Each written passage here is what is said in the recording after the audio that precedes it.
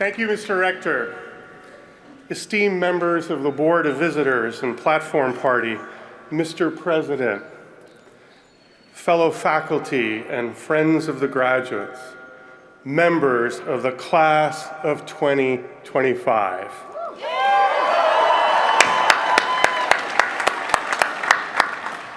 Bart Giamatti, known to many of you perhaps as the former commissioner of Major League Baseball, had a job of far less consequence before that as president of Yale University, a school in Connecticut.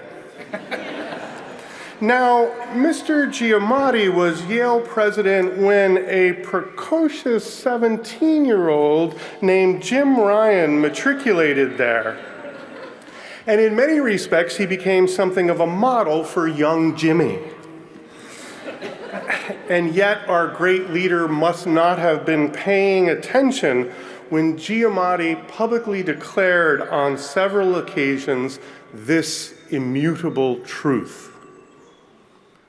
Being a college president, he asserted, is no way for an adult to make a living. We gather this morning with joy to celebrate the accomplishments, the perseverance, and the character of the class of 2025. Those who are taking UVA degrees today as citizen scholars of the Frank Batten School of Leadership and Public Policy.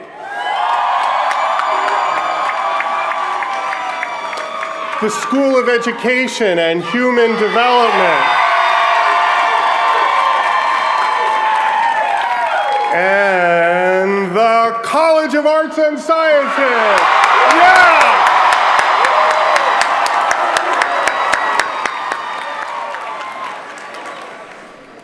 Will Rogers once observed, "A simple man may rob a freight train, but give him a college degree and he will steal the whole railroad." You are proceeding to bachelor's degrees and being awarded master's and doctorates. Each of you has your own story. The high school teacher who made a subject come alive for the first time, the mentor who believed in you, the mom or dad who sacrificed more than you might even know. And let's not forget the friends who helped get you through. For each of you, this beautiful morning is the triumph of a hope begun long ago. Please, never fail to remember how you came to this day. No one walks the lawn alone.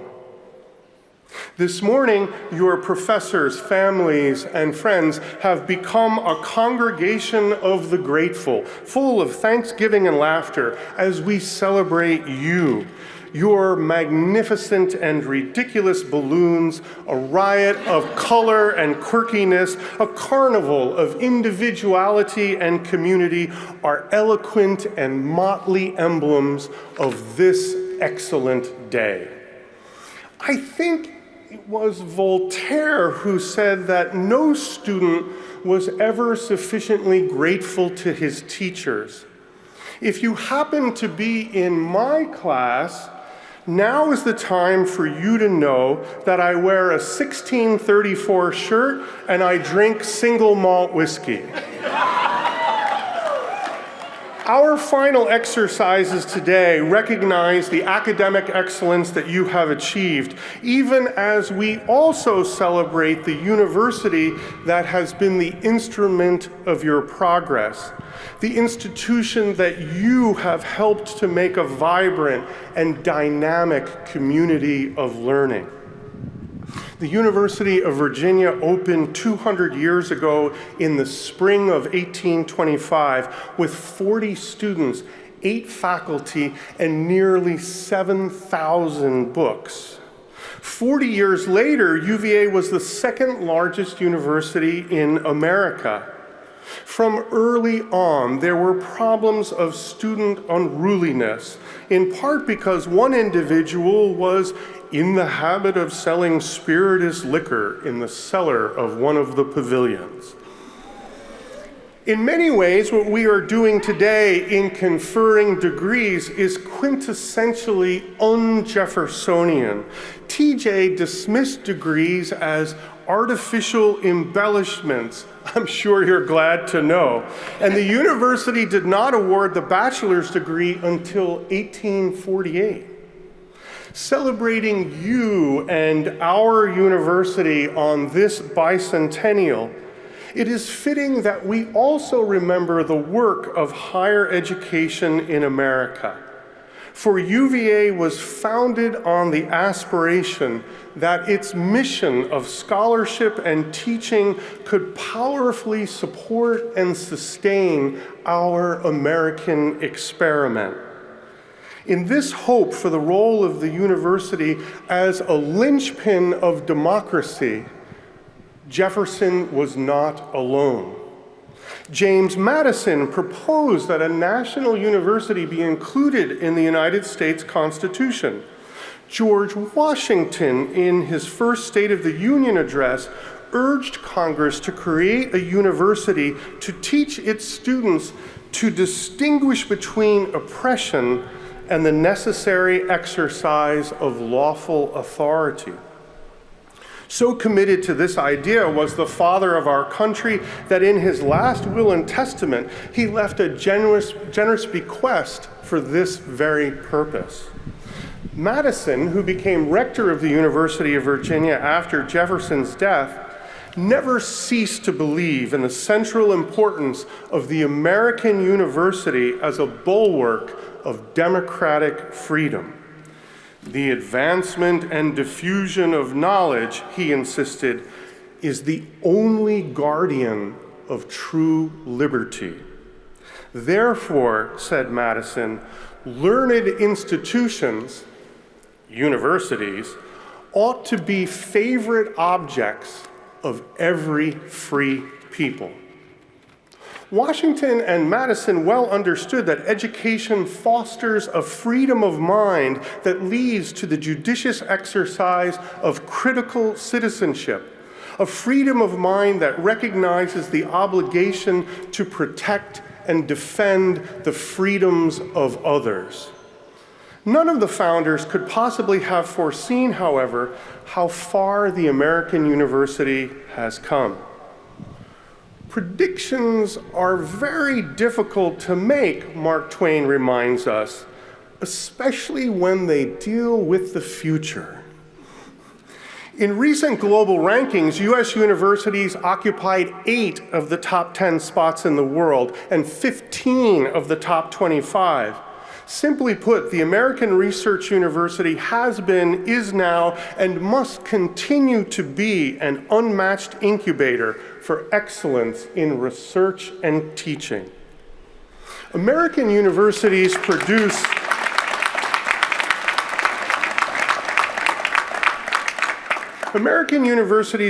an astonishingly high proportion of the world's fundamental research discoveries and practical breakthroughs.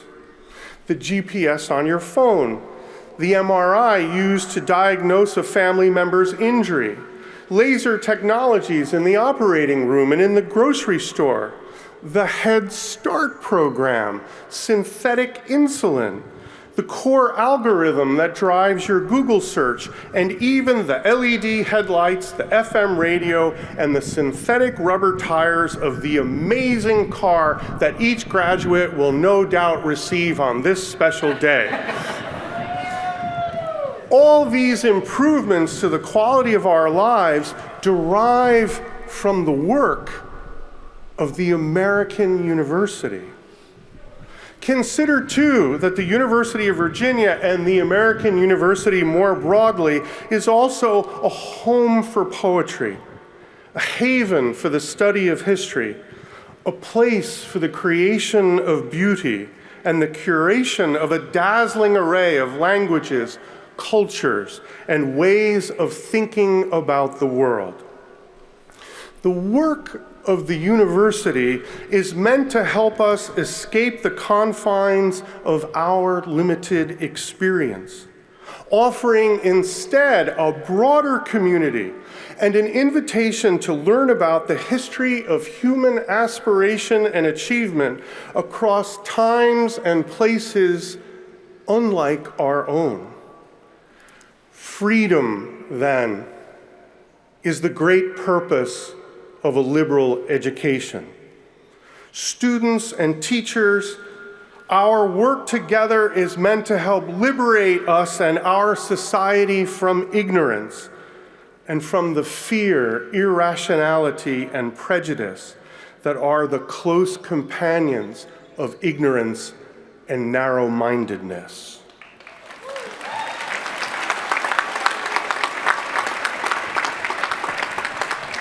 But consider that the freedom we seek through the work of scholarship and teaching is never only freedom from whatever prevents us from rising to the full stature of our humanity. No. The goodness of this place is also most fully realized in freedom for the ability to make informed commitments to be of help. Freedom for teaching, freedom for leadership, freedom for the work of making our world a little more compassionate, a little more intelligible, a little more just. You know this already. The freedom that comes from getting up most mornings and going for a run, or in my case, what sadly passes for a run, is freedom from lethargy and disease, but a lived commitment to working out may also give you the freedom you need for hiking on vacation or entering a 10K with your friends. Academic freedom, the ability to pursue the truth wherever it might lead, and to make publicly available what one believes is true without interference or reprisal, is thus not the arcane privilege of an unworldly intellectual guild, but a prerogative essential to the functioning of our republic and the education of its citizenry.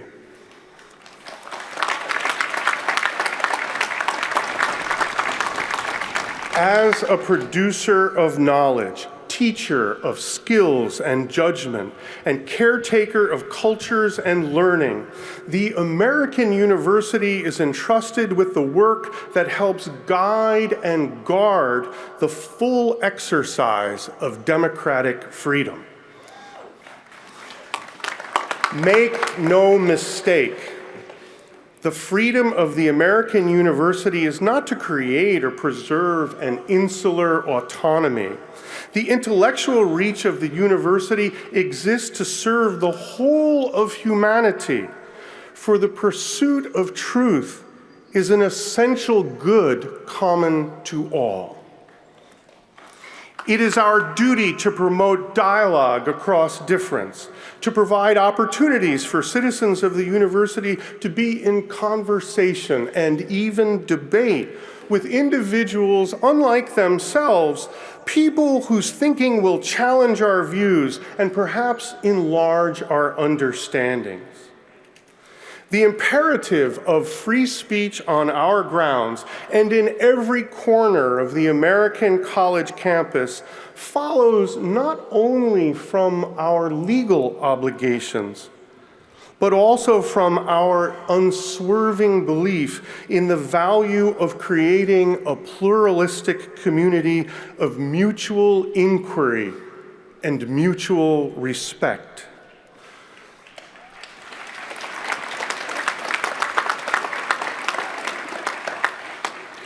The moral contour of the American university must make it a place that honors all individuals' search for transcendent meaning and each group's practice of faith. On our 200th anniversary, you may be certain of this. Our ability to pursue the truth and communicate it freely is a national asset. The American university must compromise neither its moral position nor its vision, lest the republic and its citizens lose one of its most essential ways of learning about and understanding the world. Knowledge is power, said the first rector of this university, and he added, ignorance is weakness. I myself have had an indelible experience of this truth. The most life-changing class I took in college was an unintelligible combination of chemistry and quantum mechanics. As the semester progressed, I increasingly found myself standing in my intellectual underwear and feeling the breeze. I barely escaped with a C. And so here I stand before you, a professor of English literature. Then, in my second year of grad school, the teacher I respected most, a veteran educator of more than 40 years, lowered the boom. "You are wasting your time," she declared. "You think the bar is here, but you have no idea. Excellence is way up here, and you should be chasing it, but instead you are wasting this opportunity." As you might imagine, I was devastated. But what Dorothy Whitehead Bednarowska did for me is what universities must sometimes do for the societies we serve, to challenge and call them to a greater faithfulness, a deeper rigor, a more durable good. The critical intelligence and civic acumen required for the exercise of responsible citizenship must be cultivated. For 200 years, the best place for that cultivation has been the American university, an arena for the competition of ideas through reasoned debate, a community where students and faculty together learn to treat complex problems with careful judgment, thoughtful attention, and unhurried deliberation. I am, I confess, a great believer in slow food. If the rector invites me to his home for dinner and serves a bucket of Popeye's chicken, I'll be grateful for his company and conversation. But if he makes the special dinner that his mom used to cook when he came home from UVA, then I'll also be grateful for the time he took. Because good food takes genuine effort. The university is a place of slow knowing. As you will have come to appreciate, real knowledge requires time. We use our education not only through what we have learned, but by how we continue to test the ideas and ideals of our day. Constructive skepticism rooted in tests of evidence and rationality enables us to evaluate the cogency of arguments as we decide what we should doubt and what to believe. Many of you will remember that episode from Ted Lasso featuring the darts competition, when Ted explains to Rupert that his motto is, "Be curious, not judgmental." The scene highlights the importance of asking questions as Ted defeats the cocky and entitled Rupert, whose confidence is built on false assumptions. Convinced that no one discipline or perspective can fully illuminate our circumstances, we undertake the work of asking difficult questions as a multidisciplinary community, humbly understanding that our labors can yield only one small part of what we need to know.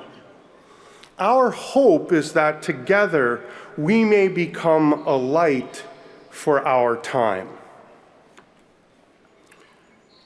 200 years ago, the University of Virginia made a promise to itself and a pact with the nation to be a place where students' lives are changed, where the citizens of these grounds leave better equipped for outstanding service of the common good. My hope is that the combination of your hard work and our educational partnership has given you the ability to land a job or go to grad school, certainly. But my deeper ambition for you is that our conversations over these years will have broadened your understandings and enlarged your hearts. In much the same way, I remain ambitious for our American experiment, and I look to the American university to keep faith with the nation by staying faithful to its mission of free inquiry and unfettered excellence. Thank you.